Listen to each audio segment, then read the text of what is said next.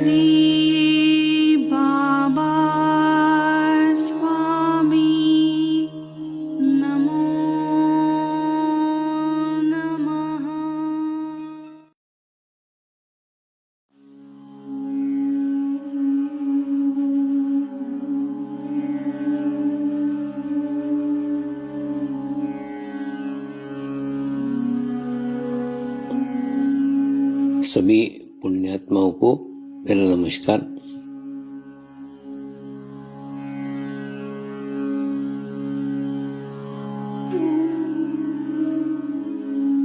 गुरुर्ब्रह्मा गुरुर्विष्णु गुरुर्देवो महेश्वरा, गुरु साक्षात् परब्रह्म तस्मै श्री गुरुवे नमः।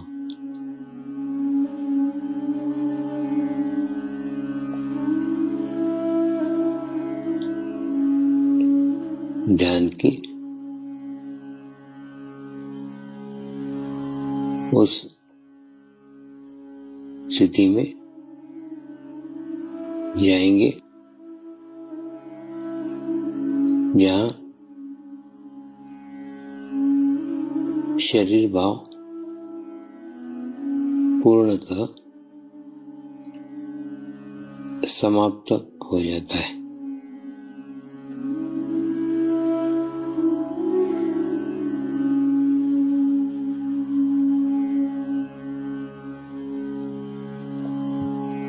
अपने पूरे शरीर को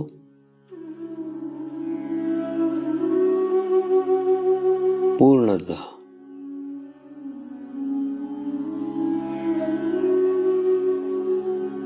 शिथिल छोड़ देंगे, एकदम रिलैक्स हो जाइए।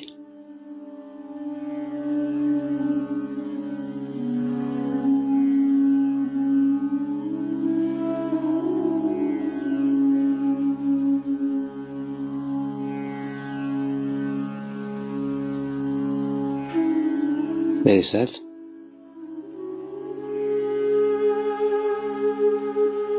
मंत्र का उच्चारण करेंगे।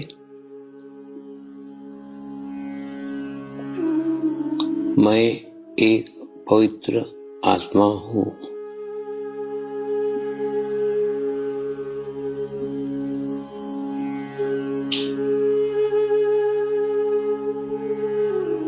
मैं एक शुद्ध आत्मा हूँ।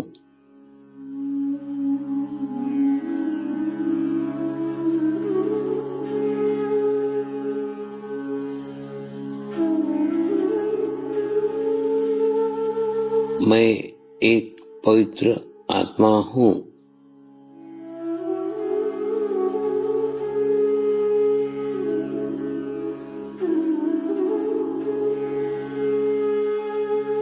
मैं एक शुद्ध आत्मा हूँ।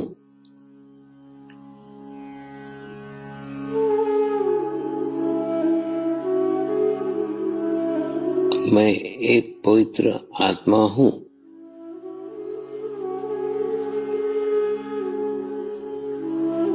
मैं एक शुद्ध आत्मा हूँ।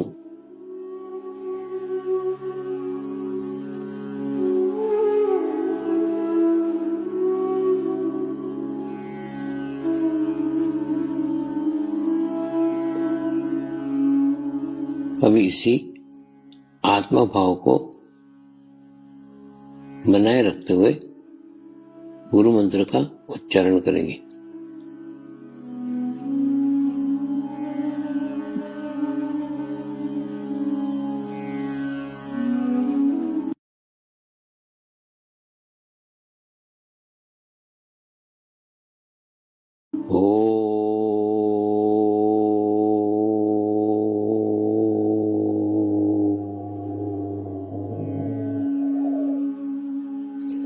श्री शिव कृपानंद स्वामी नमो नमः।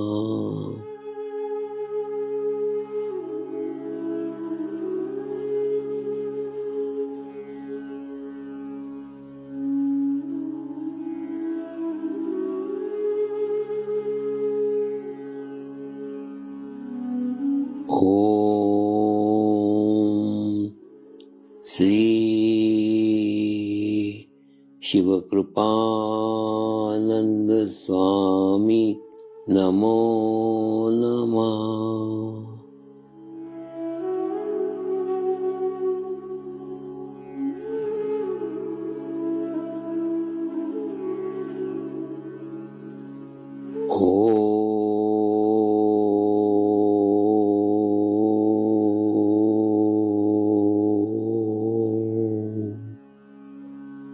श्री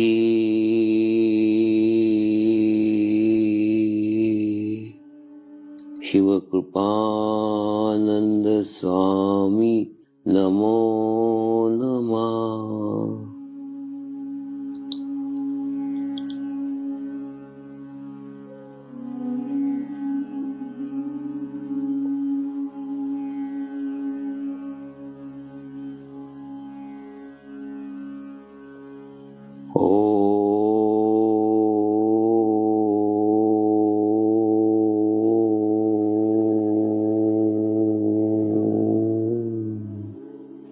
श्री शिव कृपानंद स्वामी नमो नमः।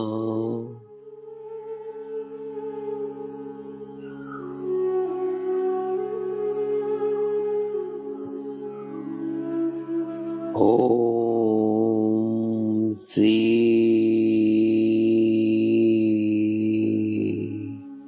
शिव कृपानंद स्वामी नमो नमः।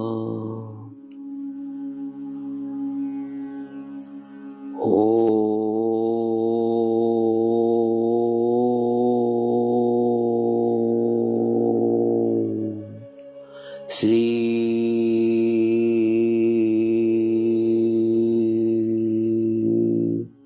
शिव कृपानंद स्वामी नमो नमः।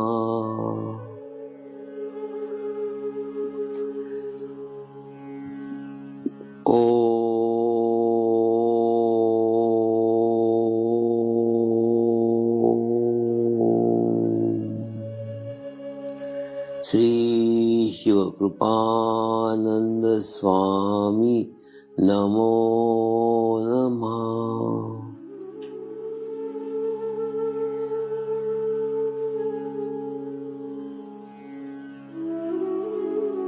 ओम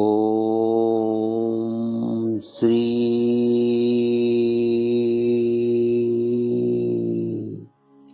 शिव कृपानंद स्वामी नमो नमः।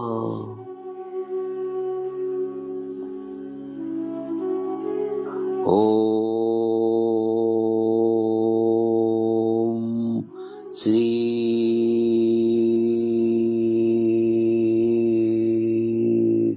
शिव कृपानंद स्वामी नमो नमः।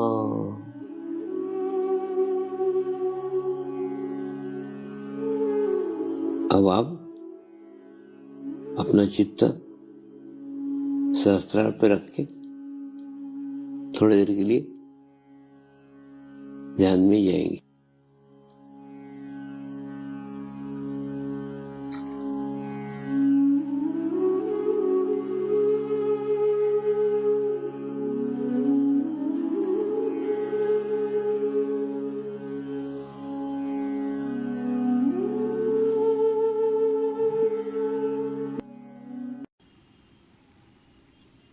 आए हुए सभी पुण्यात्माओं को मेरा नमस्कार।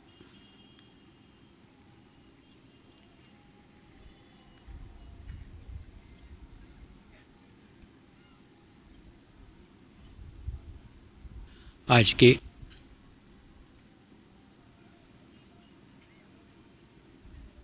कार्यक्रम की शुरुआत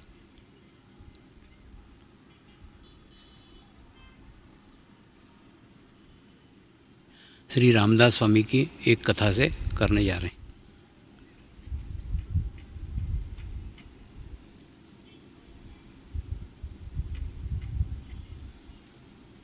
महाराष्ट्र में श्री रामदास स्वामी नामक एक बहुत बड़े संत हो गए।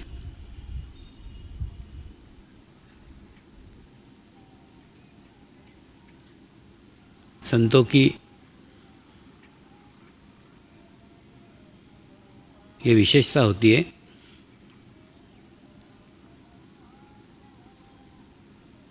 वे जन्म किसी भी स्थान के ऊपर लें,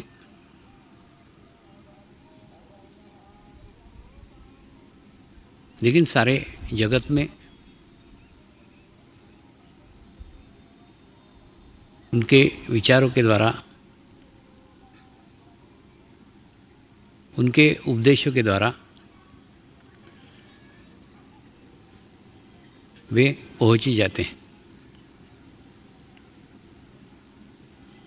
रामदास स्वामी भी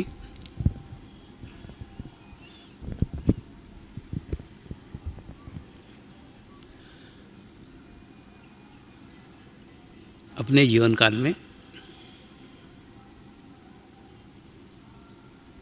अलग अलग स्थानों पर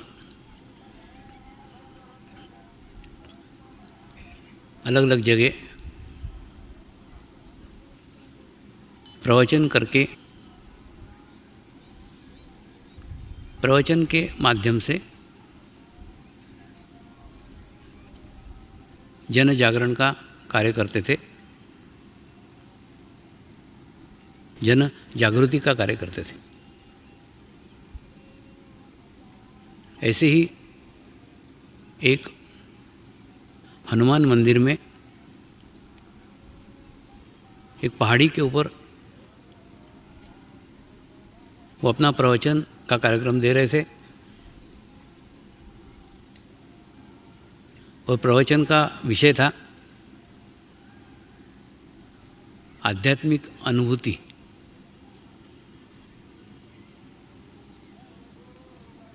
आध्यात्मिक अनुभूति भी बहुत देर प्रवचन देने के बाद जब प्रवचन समाप्त हुआ तो एक बहन को जिज्ञासा हुई, स्वामी जी आपके प्रवचन से मैं अत्यंत प्रभावित हुई हूँ और मेरे भी मन में एक जिज्ञासा जागृत हुई है। मैं भी ईश्वर की अनुभूति प्राप्त करना चाहती हूँ, मैं भी ईश्वर का अनुभव लेना चाहती हूँ। तो क्या आप मुझे ईश्वर की अनुभूति करा सकते हैं?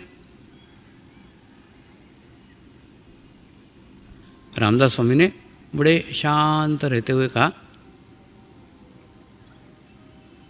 हाँ अवश्य करा सकता हूँ, लेकिन मुझे खीर बहुत पसंद है और बहुत दिनों से मैंने खीर नहीं खाई है। मेरी खीर खाने की बहुत इच्छा है। अगर तू मुझे खीर बना करके खिला दे तो मैं तुझे परमात्मा की अनुभूति करा दूंगा।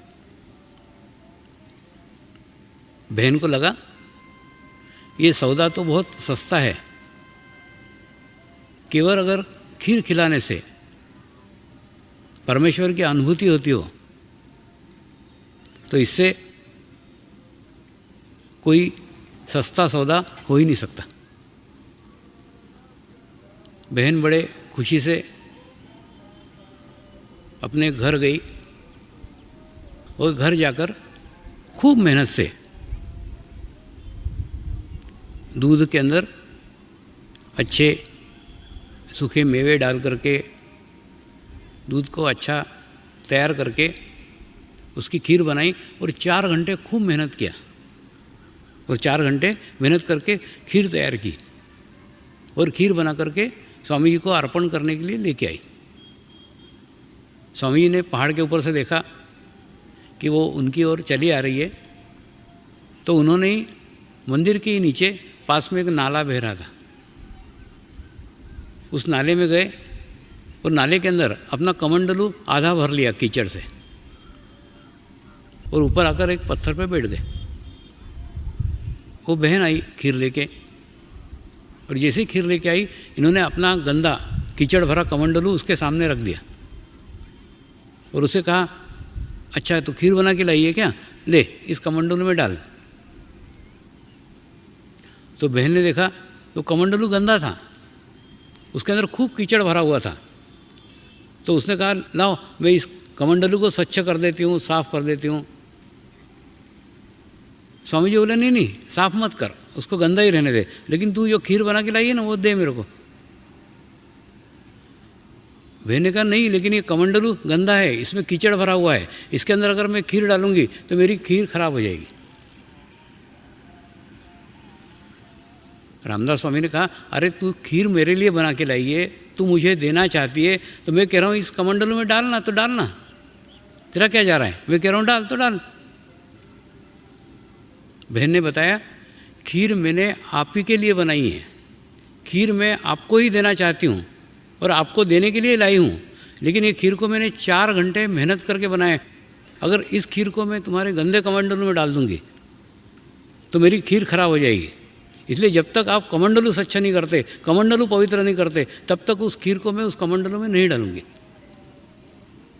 रामदास स्वामी मुस्कुराए, बोले, बहन जो 4 घंटे मेहनत करके तूने खीर बनाई है, वो खीर भी तू गंदे कमंडलू में डालना नहीं चाहती। तो सालों से तपस्या करके मेहनत करके मैंने जो अनुभूति प्राप्त की है वो तेरे कमंडलू में कैसे डालूँ? तेरा भी चित्तरूपी कमंडलू गंदा है। जब तक उसको स्वच्छ नहीं करती, जब तक उसको पवित्र नहीं करती, मैं उसके अंदर वो अनुभूति नहीं डाल सकता। हमारा भी सबका यही होता है। हम अलग अलग मंदिरों में जाते हैं, वहाँ से थोड़ा अमृत इकट्ठा करते हैं, अपने गंदे कमंडलू में डालते हैं। एकाधे स्वामी के प्रवचन सुनते हैं, उससे थोड़ा सा अमृत इकट्ठा करते हैं, अपने गंदे कमंडलू में डालते हैं। एकाधे हिल स्टेशन पे जाते हैं, किसी रिसोर्ट पे जाते हैं, किसी प्राकृतिक स्थान पे जाते हैं, वहाँ से कुछ एनर्जी ग्रहण करते हैं, वहाँ से कुछ अमृत इकट्ठा करते हैं, अपने कमंडलू में डालते हैं। किसी तीर्थ क्षेत्र पे जाते हैं, वहाँ से अच्छा अमृत इकट्ठा करते हैं, वो अमृत इकट्ठा करके अपने गंदे कमंडलू में डालते हैं और उस अमृत का सत्यानाश करते हैं। तो जब तक आपका कमंडलू स्वच्छ नहीं है, जब तक आपका चित्त शुद्ध नहीं है, जब तक आपका चित्त पवित्र नहीं है, तब तक आप जीवन में कितनी ही ऊर्जा इकट्ठा कर लो, कितना ही अमृत इकट्ठा कर लो, सब गंदा ही होने वाला है।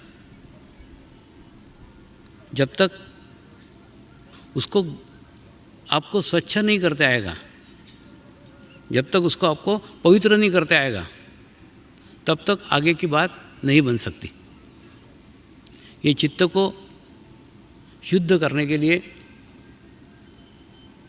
चित्त को पवित्र करने के लिए हम स्वयं असमर्थ हैं। इसलिए असमर्थ है क्योंकि राक्षस और देव इनके बीच का रूप हम हैं।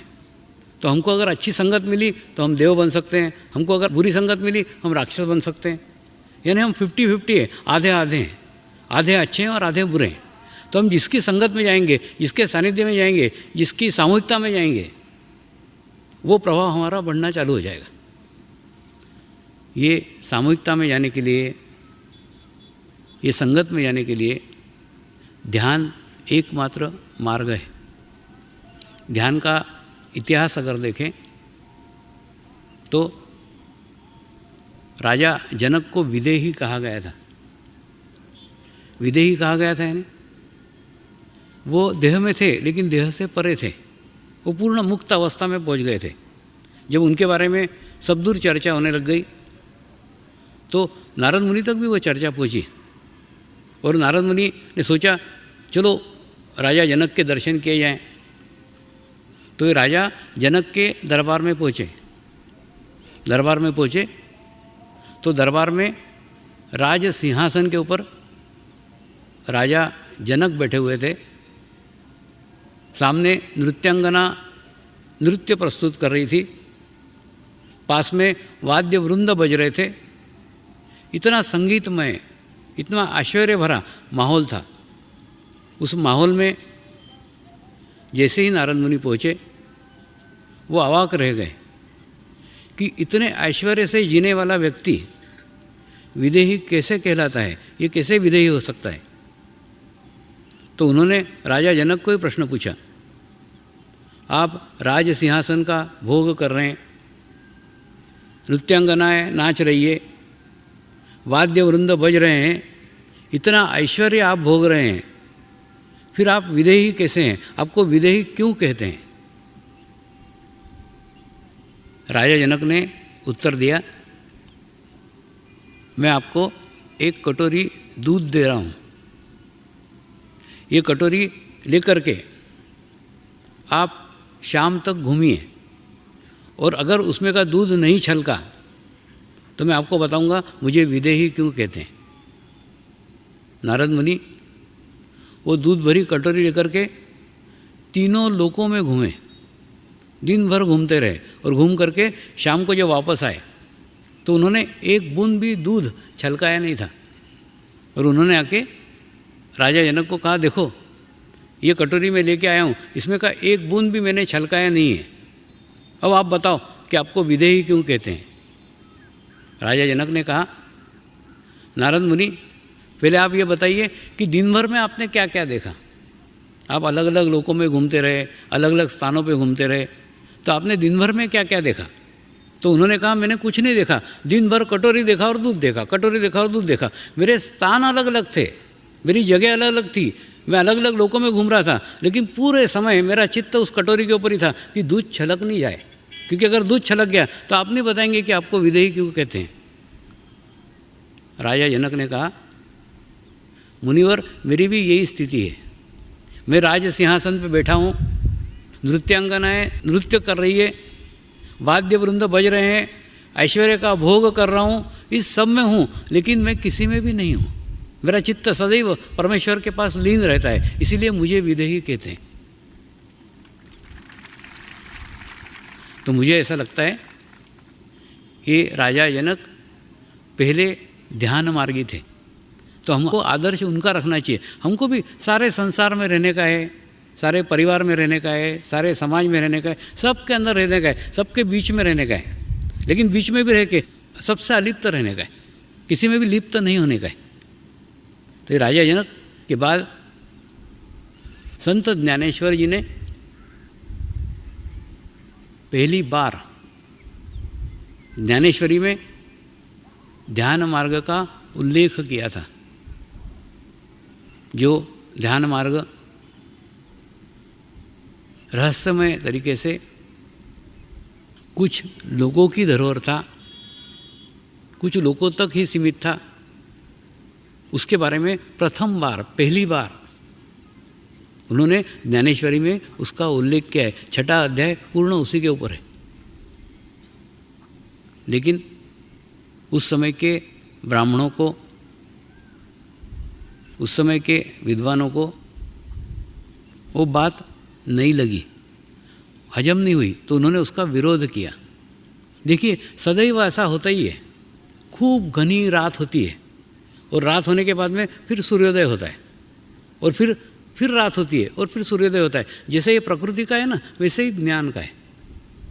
तो ऐसे गहरे अंधेरे रात में ज्ञानेश्वरी जी ने ज्ञानेश्वरी लिखी थी, जबकि सूर्योदय को बहुत समय था, बहुत टाइम था, पूरी रात गुजरना बाकी थी। जब तक पूर्ण रात नहीं गुजरती वो बात लोगों के समझ में नहीं आएगी। संत ज्ञानेश्वर ने कुंडलिनी शक्ति पे लिखा था, उससे होने वाले फ़ायदों पे लिखा था, खूब विस्तृत रूप में लिखा और लोगों को जन जागरण किया, लोगों को बताया ऐसा होता है, ऐसा है। लेकिन कैसा होता है और कैसे करते हैं इसके बारे में कुछ नहीं लिखा। तो आपको क्या लगता है उनको पता नहीं था? उनको सब पता था, उनको मालूम था। उन्होंने उनके गुरु से परमिशन भी मांगी थी कि ये सब कुछ मैं लिख रहा हूँ, लेकिन ये लिखना तब तक कोई मायने नहीं रखता जब तक उसकी अनुभूति नहीं हो। शक्कर के ऊपर पूरा ग्रंथ लिख डाला, शक्कर ऐसी मीठी होती है, शक्कर ऐसी मीठी होती है, लेकिन जब तक शक्कर एक चम्मच खिला नहीं दो तब तक शक्कर की मिठास पता नहीं लगेगी। तो इतनी ज्ञानेश्वरी लिखी, लेकिन ज्ञानेश्वरी लिखने के बाद जब तक अनुभूति नहीं होगी तो ये ज्ञानेश्वरी समझ में नहीं आएगी। लिखा खूब है, तो मेरे को अनुभूति कराने की परमिशन दो, मुझे अधिकृत करो कि मैं लोगों को अनुभूति करा सकूं। तो गुरु ने कहा अनुभूति कराने के लिए तुम अधिकृत नहीं हो। अधिकृत इसलिए नहीं हो क्योंकि ये समय नहीं है। वो समय आएगा, आज से 700-800 साल के बाद समय आएगा जब ये कार्य सार्वजनिक रूप से होगा। आज हम उसी समय के अंदर जी रहे हैं, ये हमारा सौभाग्य है। तो वो समय नहीं था। देखो, सूर्योदय की बात बेमानी है अगर हम रात को करते हैं, तो सूर्योदय की बात सुबह करना चाहिए। ठीक उसी प्रकार से वो जागृति की बात, अनुभूति की बात, वो समय ही नहीं था। वो बोले आज से 700-800 साल के बाद में वो समय आएगा जब ये कार्य विस्तृत रूप में होगा, सार्वजनिक होगा, सब तक पहुँचेगा। संत ज्ञानेश्वर जी के बाद में मुक्तानंद जी भी ने उसके ऊपर लिखा था। मेरे को याद है, मैं जब मुंबई में पहली बार आया था ना और पहला शिविर लिया था 1999 में, तो 20 लोगों का शिविर था, छोटा सा शिविर था। और शिविर के अंदर जब अनुभूति कराई, अनुभव हुआ, तो कोई लोग बोल रहे थे तांत्रिक है, कोई लोग बोल रहे थे मांत्रिक है, कोई बोल रहे हैं हिप्नोटिज्म कर रहे हैं, अलग अलग आरोप लगा रहे थे। तो उसी 20 लोगों में एक मुक्तानंद जी की शिष्या थी। वो शिष्या ने उनका एक पुस्तक का वाक्य ला करके पढ़ करके सुनाया कि मनुष्य के शरीर में एक कुंडलिनी नामक एक शक्ति रहती है। वो शक्ति से ही आपके श्वास प्रश्वास प्रचलित होते रहते हैं। लेकिन जैसे ही उस कुंडलिनी को किसी सत्पुरुष के सानिध्य में, किसी सत्पुरुष के इच्छा से, किसी मंत्र से, किसी स्पर्श से, किसी दृष्टि से जागृत अगर हो जाए, तो जागृत होने के बाद में चित्त पे हमारा नियंत्रण हो जाता है। और चित्त पे नियंत्रण होने के बाद में ध्यान खुद ब खुद लगने लग जाता है। ये जब उन्होंने पढ़ के सुना है तो लोगों को विश्वास हुआ कि अरे हाँ, इसके बारे में भी पहले लिखा हुआ है, ये कोई नया नहीं है। तो कहने का मतलब सब ने उसके ऊपर एक एक के ऊपर एक, एक के ऊपर एक, एक के ऊपर एक लिखते चले गए। लेकिन ये गुरु तत्व की प्रगति है, गुरु तत्व का प्रोग्रेस है। अब केवल गुरु का चित्र देखने मात्र से ही जागृति होती है, यहाँ तक पहुँचे हैं। तो कहने मतलब ये दिन प्रतिदिन बढ़ती हुई प्रक्रिया है। क्या होता है मालूम है? हम भी अध्यात्म से जुड़े हुए हैं, हम भी कर्मकांड करते हैं, पूजा करते हैं, जाप करते हैं, सब करते हैं, लेकिन हमारे में अध्यात्म का बीज नहीं है। जैसे घर पे रहते हैं ना, हम अगर दही को लगाने का है तो कुछ जमन उसमें डालना पड़ेगा। जब तक उसमें थोड़ा दही नहीं डालते तब तक वो दूध का दही नहीं बन सकता। ठीक उसी प्रकार से आपके पास लाख बात हो, आपके पास लाख इच्छा हो, लेकिन जब तक आपको आध्यात्म का बीज नहीं मिलेगा तब तक आध्यात्म की प्रगति नहीं हो सकती। देखिए, जैसे समझ लो आपके पड़ोस में एक किसान है। वो किसान एक छोटे से स्थान के ऊपर, छोटे से जगह के ऊपर आम का वृक्ष उगाना चाहता है। उसकी इच्छा है कि आम का वृक्ष उगे। तो वो क्या करता है, उस मिट्टी को अच्छे से खोदता है, वहाँ पे खूब खाद डालता है, रोज़ नियमित पानी डालता है और इच्छा करता है कि वहाँ पे आम का वृक्ष उगे। उग सकता है क्या? नहीं उग सकता। फिर वो क्या करता है, आम का चित्र ला के वहाँ रखता है और वो चित्र रख के आम का वृक्ष उग जाए ऐसी कल्पना करता है। आम का वृक्ष उगेगा क्या? नहीं। वही मनुष्य फिर एक दिन जाके आम की आरती गाता है वहाँ, लेकिन आम की आरती गाने से आम का वृक्ष उगेगा क्या? नहीं। फिर वो आम का एक डंठल ला के वहाँ रखता है कि वहाँ आम का वृक्ष उगे, वो नहीं उगता। आप ये सारे नाटक अपने घर के खिड़की में से देखते रहते हैं और आप मन ही मन बोलते हैं कि सब मूर्ख है, इसको ये समझ में नहीं आता। जब तक आम का बीज नहीं होगा तब तक आम का वृक्ष कभी उग ही नहीं सकता। तो आप उसको मूर्ख कह रहे हैं, आप उसको पागल कह रहे हैं, लेकिन यही पागलपन तो अध्यात्म में आप कर रहे हो। जब तक आपके पास आम का बीज नहीं है तब तक आम का वृक्ष कैसे हो सकता है, यही चीज़ आपके समझ में आ रही है। तो जब तक आध्यात्म का बीज आपके पास नहीं है तो आपको आध्यात्म का वृक्ष कैसे उग सकता है, आध्यात्मिक प्रगति कैसे संभव है? ये चीज़ आपके क्यों नहीं समझ में आती? तो जब तक वो नहीं होती तब तक आगे की प्रगति नहीं हो सकती, आगे का प्रोग्रेस नहीं हो सकता है। अब आध्यात्म का ये विषय निकला है तो मैं आपको कुछ स्टेप बताता हूँ, कुछ सीढ़ियाँ बताता हूँ। तो उस सीढ़ियों पे आप अपने आप को रख करके देखो कि आप कौन से सीढ़ी के ऊपर बैठे हो, आप कौन से स्टेप के ऊपर बैठे हो। तो उससे आप आपकी स्थिति पहचान जाओगे कि आपकी कितनी आध्यात्मिक प्रगति हुई है, कितनी आध्यात्मिक प्रोग्रेस हुई है। सबसे नीचे के लेवल के ऊपर सबसे पहली पादान वो है जिसके ऊपर आप 50 भगवानों की पूजा करते हो। कई बार कई साधक मुझे मिलने के लिए आते हैं, मैं उनको बोलता हूँ तेरा भगवान के ऊपर कोई विश्वास नहीं है, तो वो मेरे से झगड़ा करने लग जाते हैं। वाह स्वामी ये कैसे विश्वास नहीं है, मैं 50 भगवानों की पूजा करता हूँ, 3 घंटे पूजा करता हूँ। इनके करता होगा ना, 50 भगवानों की पूजा करता होगा, 3 घंटे पूजा करता होगा, लेकिन एक भगवान पे भी तेरा विश्वास नहीं है। बोले क्यों? इनके अगर विश्वास होता तो तेरे को डर क्यों लगता, तेरे को क्यों लगता है कि तेरा कुछ बुरा होगा, तेरे को निगेटिव विचार क्यों आते, नकारात्मक विचार क्यों आ रहे हैं? इसका अर्थ है कि तेरा विश्वास नहीं है। क्या होता है, जब हम 50 भगवानों की पूजा करते हैं ना तो हमारा चित्त 50 जगह बटा हुआ रहता है। चित्त तो एक ही है ना, एक ही चित्तों को हम 50 जगह डिस्ट्रीब्यूट करेंगे, थोड़ा थोड़ा थोड़ा थोड़ा थोड़ा थोड़ा थोड़ा थोड़ा थोड़ा, तो वो कमज़ोर हो जाएगा, वीक हो जाएगा और एक जगह भी विश्वास निर्माण नहीं होगा। तो सबसे नीचे वाली पादान है 50 भगवानों की पूजा करना और 50 भगवानों को मानना और 50 जगह विश्वास रखना। ये सबसे नीचे की पादान है। आप इस स्टेप पे हो क्या, पहले देख लो।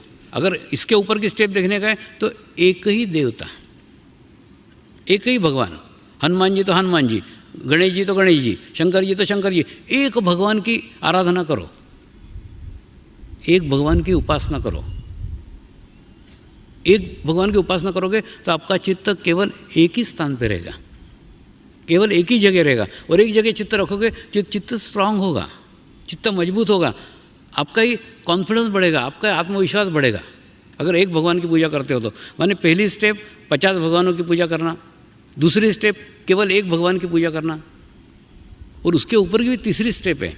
तीसरी स्टेप है किसी समाधिस्थ गुरु की आराधना करना। किसी भी समाधिस्थ गुरु के पास अगर आप जाते हैं, उसके समाधि के पास जाते हैं तो आपको एक एनर्जी प्राप्त होती है, आपको एक ऊर्जा प्राप्त होती है। समाधिस्थ गुरु पे से याद आया, कई बार हम हमारे जीवन में किसी पहाड़ के सानिध्य में जाते हैं।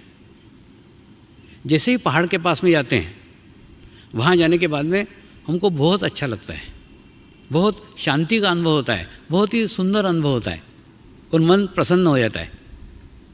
क्या कारण है? कारण ये है कि वहाँ पे हजारों लाखों पत्थर हजारों लाखों सालों से एकत्र रूप में रह रहे हैं। उस सामूहिकता के कारण, उस कलेक्टिविटी के कारण वहाँ जाके हमको अच्छा लगता है। तो परमात्मा है, प्रत्येक कण कण में है, लेकिन जहाँ सामूहिकता में आया, जहाँ कलेक्टिविटी में आया, उसका एहसास बढ़ जाता है, उसकी अनुभूति बढ़ जाती है। वैसा का वैसा हम किसी नदी के किनारे जाते हैं, जैसे ही नदी के पास में बैठते हैं, पानी बह रहा है, इधर से आ रहा है, इधर जा रहा है, इधर से आ रहा है, इधर जा रहा है। उस पानी के हजारों लाखों कण के रूप में परमात्मा है, सामूहिकता है, कलेक्टिविटी है। वहाँ पे भी जाके हमको बहुत अच्छा लगता है।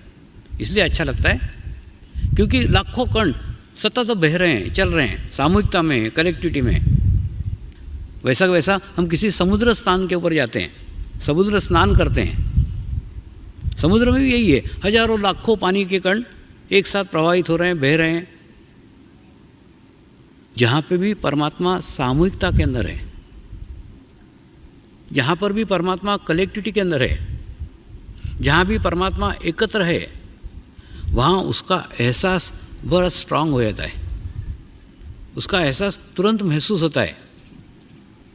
ठीक उसी प्रकार से आप किसी समाधिस्थ गुरु के पास जाते हैं, किसी समाधि के पास जाते हैं, आपको वहाँ बहुत अच्छा लगता है। क्यों अच्छा लगता है?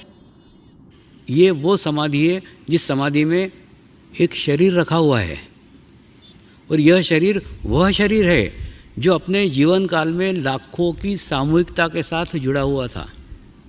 लाखों लोग उसके साथ जुड़े हुए थे और लाखों लोगों के साथ वो जुड़ा हुआ था।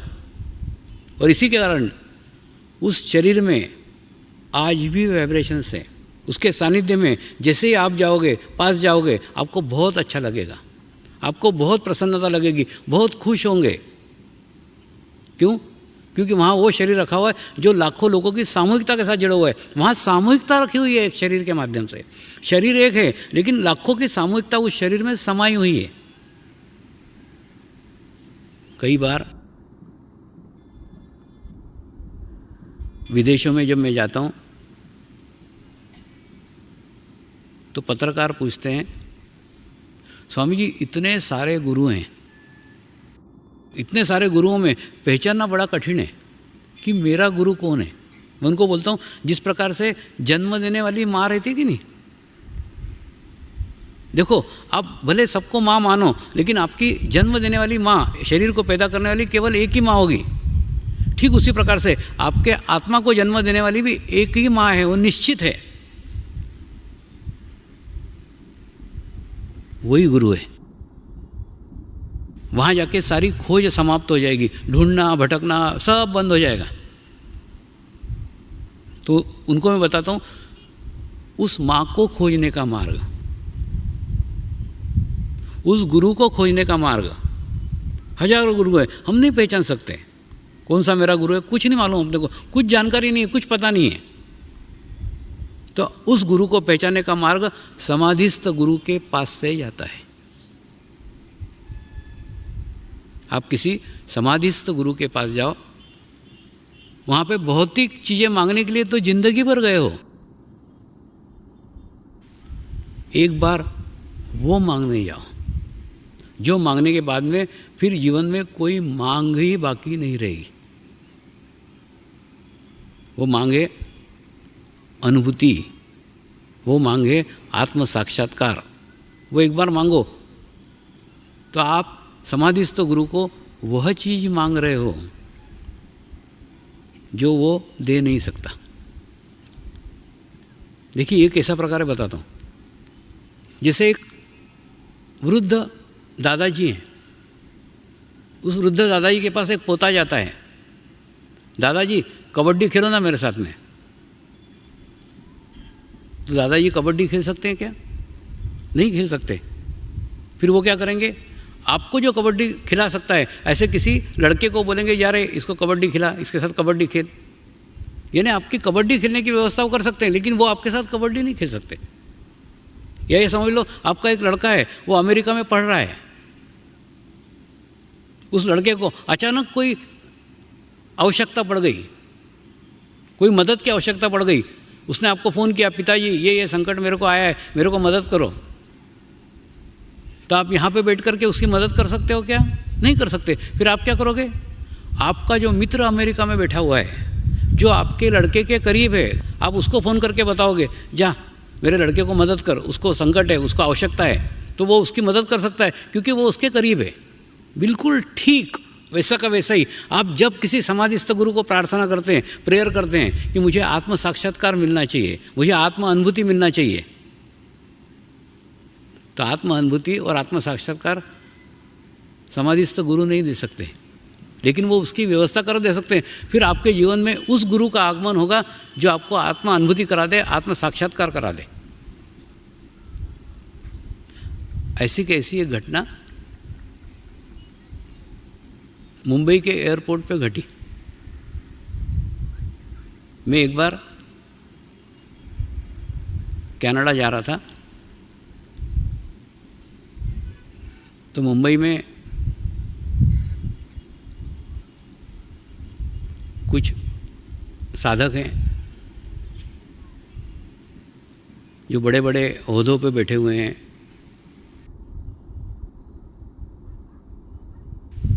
तो वो सदैव ये प्रयत्न करते हैं, सदैव ये प्रयास करते हैं कि मुझे एयरपोर्ट पे ज़्यादा भीड़ का सामना न करना पड़े,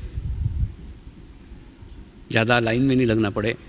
तो वो उनके सिक्योरिटी गार्ड्स मेरे आसपास रखते हैं और उन सिक्योरिटी गार्ड के साथ में मैं जब अंदर जाता हूँ तो सीधे जहाँ प्लेन छूटने वाला रहता है वो आखिरी कैबिन में जाके बैठता हूँ।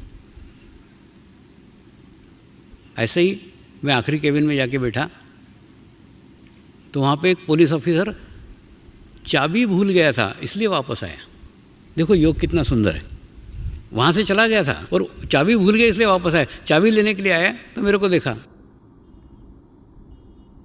और मेरे को देख के वो जिद करने लग गया कि स्वामी जी मेरे सर के ऊपर हाथ रखो, मेरी इच्छा है कि आप मेरे सर के ऊपर हाथ रखें। मैंने उसको मना किया। मैंने कहा मेरे को मेरी नहीं, मेरे को तेरी चिंता है। सर पे रखा हुआ हाथ तेरे को सहन होगा कि नहीं होगा?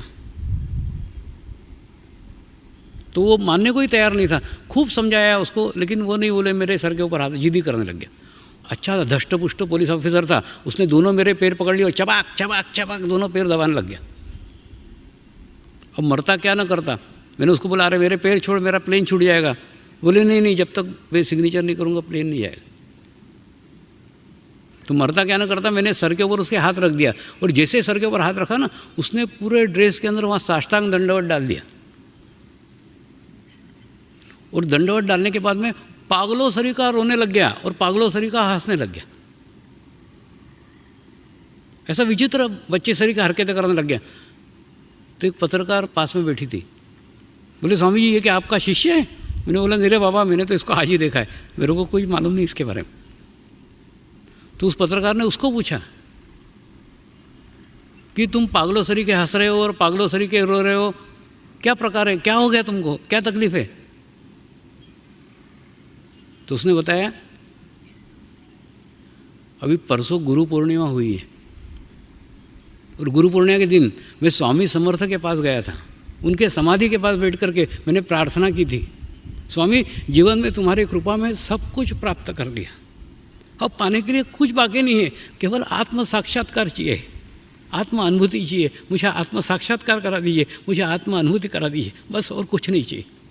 और जैसे ही स्वामी ने मेरे सर के ऊपर हाथ रखा, मुझे मेरे स्वामी समर्थ के दर्शन हो गए।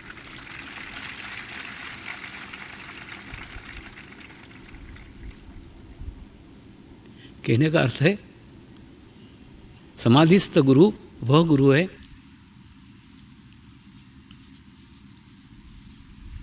जो आपको जीवंत गुरु के पास पहुंचाता है। जीवंत गुरु के पास पहुंचने का मार्ग समाधिस्थ गुरु के पास से ही जाता है। सबसे आसान मार्ग, सबसे आसान तरीका कि आप समाधिस्थ गुरु के पास जाइए। भौतिक चीज़ें मांगना बहुत हो गया, कोई एंड ही नहीं है तुम्हारा, तुम्हारे जीवन का अंत हो जाएगा, उन मांगों का कभी अंत नहीं होगा। इतने बार शिरडी आते हो, इतनी मांग पूर्ण करते हो, फिर दूसरी मांग लेके आते हो, कब खत्म होगी, कब समाप्त होगी? अभी मत जाओ, घर वापस जाओ, घर जाके फिर एक बार उस इच्छा से आना। उस समय आपके पास एक ही मांग होना चाहिए, मुझे आत्म साक्षात्कार चाहिए, मुझे आत्म अनुभूति। सिर्फ इतना मांगने के लिए आना, उतना शुद्ध चित्त करके आना, उतना पवित्र चित्त करके आना। उसके बाद में साईं बाबा के कृपा में आपके जीवन में किसी जीवंत गुरु का आगमन होगा, जो आपको अनुभूति कराएगा, जो आपको अनुभव कराएगा।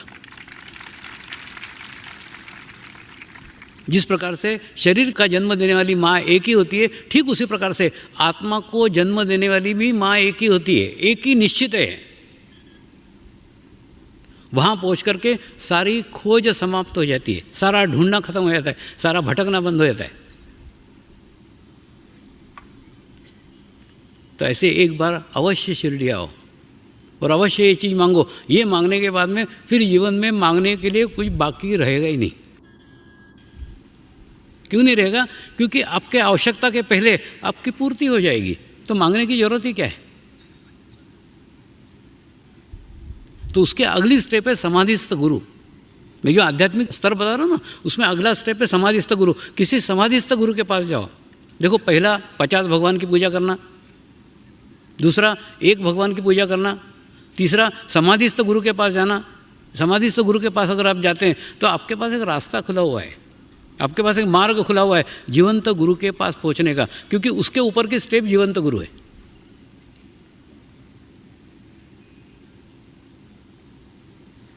देखिए, जैसे हम हरिद्वार के हर की पौड़ी में बैठे हुए हैं, खूब मस्त सामने नदी बह रही है, शांत पानी है, और कुछ पानी हमारे घाट से बह गया है, वो उधर जा रहा है, तो हम उस पानी को देख सकते हैं, उसकी चमक भी देख सकते हैं, उसका आवाज़ भी सुन सकते हैं। लेकिन हम इच्छा करें कि वो पानी मुझे पीने को मिले, तो मिलेगा क्या? नहीं, क्योंकि आपके घाट से वो बह गया है, चला गया है। वो आपकी प्यास नहीं बुझा सकता। आपको प्यास आज लगी है, वो पानी चला गया है। तो उसके बाद में दूसरा पानी है जो आ रहा है, खूब 2 किलोमीटर से आ रहा है, वो दिख रहा है आपको, चमक रहा है, पानी दिख रहा है, पानी का आवाज़ भी थोड़ा सुनाई आ रहा है। लेकिन आप इच्छा करें कि आपकी प्यास बुझे, तो वो 2 किलोमीटर दूर का पानी प्यास बुझाएगा क्या? नहीं, आपको आपके घाट का ही पानी पीना पड़ेगा। ठीक उसी प्रकार से भूतकाल के गुरु और भविष्यकाल के गुरु अनुभूति नहीं करा सकते। अनुभूति कराने के लिए हमको जीवंत गुरु के पास ही जाना पड़ेगा। तो अपने जीवन में जीवंत गुरु की खोज करो। जब तक जीवंत गुरु की खोज आपकी पूर्ण नहीं होती, तब तक आपको आपकी मां नहीं मिल सकती। अब हम प्रार्थना करेंगे सभी आत्माओं की आत्म उन्नति हो, आध्यात्मिक प्रगति हो। यही हमारी प्रभु से प्रार्थना है। नमस्कार। जय आत्मेश्वर।